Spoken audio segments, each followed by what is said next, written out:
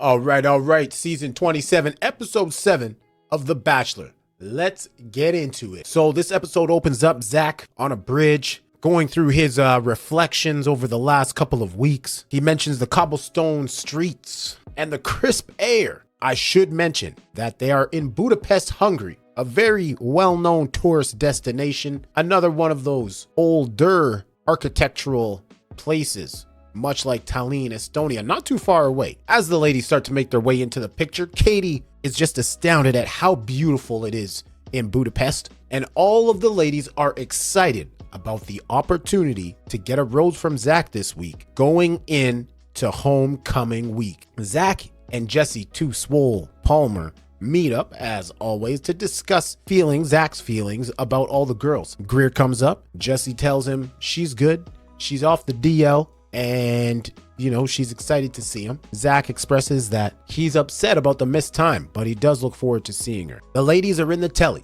and here comes the first one-on-one envelope. Charity gets up, pulls it out, and it's a second date. That's right, second 101 for Katie, and she is excited. Now, I believe Katie was a little bit higher on the list. What did I put her? 1, 2? No, I think she was 3. Anyways, I think that Katie and Zach, they look great together. They seem like a great fit in my eyes. So it's no surprise that she gets this second one-on-one date going into homecoming week. So further date, the two of them take a ride in a funicular, much like a gondola, but different. I think maybe a gondola, you can sit down. A funicular, you just stand up. I got no idea. Apparently there's a difference. But they managed to catch some beautiful sights of Budapest and then take a walk in what seems to be a market. They try some drinks. They visit this table with some spices, and they make their way over to an area at the top of a hill or something with a typewriter. So Zach types out a letter for Katie. Katie does the same for Zach. It was a beautiful little exchange of love letters. They share an embrace and they go to dinner from there. Now back at the telly, the ladies are all talking about the anxiety they're feeling about the upcoming envelope for the group date, or to see who's on the group date and who gets the second one-on-one date. Kat, she's still reeling from last week, so her anxiety level is a little bit higher than the rest of the ladies. Envelope rolls out, and Brooklyn is the one who gets the second one-on-one date. So on the group date, you have Kat, Charity, Ariel, and Gabby. It appears they go on towards this theater. It looks like they're going to see a magician. Turns out he's a mentalist, okay? During this time with the mentalist, essentially what he did was got them to think of a word in their head. He would then write a word down and he'd ask them a question. He'd say, tell me a word that makes you feel like whatever in certain situation. Anyways, he was guessing these words that they're thinking. Gabby's freaked out. These girls are crying because they're like, I don't want Zach to think the wrong thing from this. It was quite the situation. It was a while. So later on at the cocktail party, Zach is having his one-on-one time with all the girls, and he says to Kat, while he's talking to her, he was a little disappointed at her answer, in which she said, I think I'm ready to meet your family. Zach, he's looking for that certainty.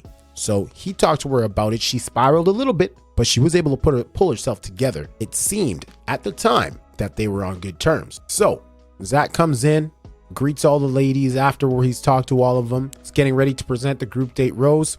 Gabby gets it. She's happy. She's pleased, obviously. Zach leaves, and Kat's spiral just continues. The floodgates are open. She's crying. She doesn't understand what's going on. She's saying, I feel like I'm right back where I was before.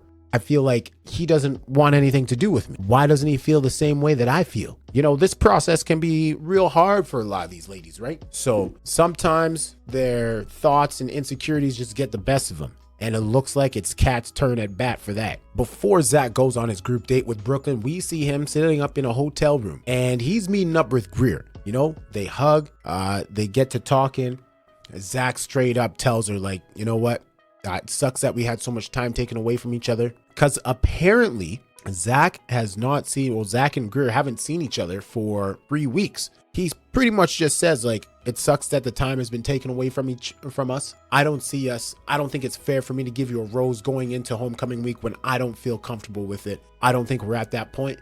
So this is the end of the road, in more or less words, is what he said. So obviously Greer's upset, but she understands. And, you know, she's very remorseful of the time that they had to spend apart due to both of them getting sick. So Zach and Brooklyn then go on their one-on-one date. They get into what looks like a hot air balloon, but is not quite a hot air balloon.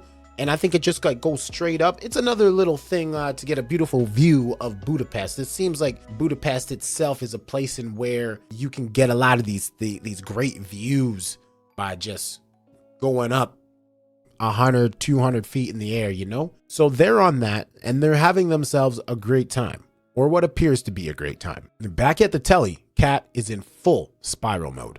Zach and Brooklyn then go to a large Hungarian bathhouse outdoors. Zach likes to compare it to a Vegas pool party and a train station, just with people getting in, getting out, all these people in the pool, everything going on. It seemed very interesting, very Hungarian. They then go to dinner and Brooklyn explains to Zach how much her mom and her grandfather mean to her, just based on what she had to go through growing up and stuff like that. And those were the people that were there for her. Zach then gets up from the table and says, you know what? Do you mind if I just take a minute?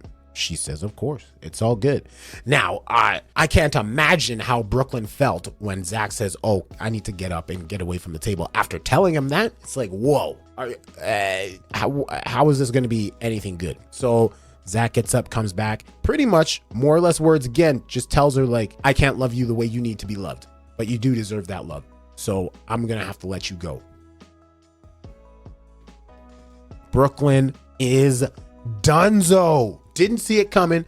I had Brooklyn up there as, you know, one of the girls who I didn't think was going anywhere anytime soon. I definitely thought she would have made it into homecoming week, but I guess I was wrong. I couldn't believe it. I was shocked. Meanwhile, they go back to the telly and these ladies see Brooklyn come in and they're shocked as well. They see her come in, grab a suitcase, boom, she's out, and they're like, oh my God. They couldn't believe what just happened. This unprecedented event goes down, and you know what? Takes us right to the rose ceremony. So, you know, this rose ceremony, very special. Like I mentioned, it's homecoming week next week. That means Zach is going to go visit the families of all these girls he's about to give roses to. Katie and Gabby both have roses. Katie from the one-on-one date, Gabby from the group date. That leaves Ariel, Kat, and Charity to receive 2 roses. Someone's gonna be the odd woman out. Ariel gets the first rose. That leaves Kat and Charity. And it looks like it was the end of the road for Kat, as Charity got the final rose on a very wild and crazy emotional episode. What do you guys think? What do you think about Zach letting Brooklyn just bounce early on the one-on-one date? When's the last time you saw that? And do you think that because Kat was spiraling so much, that was just a turnoff? He did mention to Jesse that, you know what, over the last few weeks, it's been nothing. I haven't been feeling it with her. Haven't been feeling it. So it's crazy. It's getting down to the nitty gritty, baby. Like I said, next week, Zach is going to be visiting the homes and the families of all of these ladies. So that's going to be very interesting. We have left Gabby. We have Ariel. We have Charity. And we have Katie. Who do you think's number 1? Who do you think's number 4? And everything in between. Let me know. Thank you for watching. This has been your 5-minute fix.